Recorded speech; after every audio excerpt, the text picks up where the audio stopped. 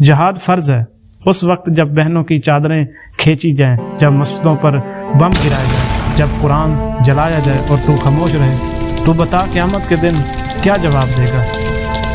جہاد صرف تلوار نہیں، جہاد تو وہ غیرت ہے جو عمر کو راتوں کو جگاتی تھی۔ جہاد وہ آنکھ ہے جو علی کے سامنے دشمنوں کو دیکھ کر سرخ ہو جاتی تھی۔ جہاد وہ زبان ہے جو بلال نے کوڑوں کو نیچے بھی احد احد کہہ کر دکھائی۔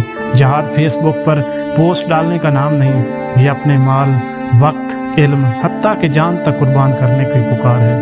نبی کریم صلی اللہ علیہ وآلہ وسلم نے فرمایا، سب سے افضل جہاد ظالم حکمران کے سامنے حق بات کہنا ہے۔ تو آئے میرے بھائی، کیا تو نے کبھی کسی ظالم کے سامنے سچ کہا؟ کیا تو نے کبھی ظلم کے خلاف آواز اٹھائی؟ کیا تو نے کبھی اپنی ذات کے خلاف نفس کا جہاد کیا؟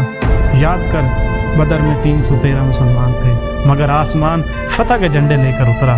احد میں ہم نے سستی کی، شکست کھائی۔ خندق میں ہم نے خندق کھودی، دعا کی، حکمت کی اور جیت گئے۔ یہ جہاد صرف تلوار نہیں تھا، یہ جہاد صرف تلوار نہیں تھا، یہ حکمت، دعا، قربانی اور اتحاد کا نام تھا۔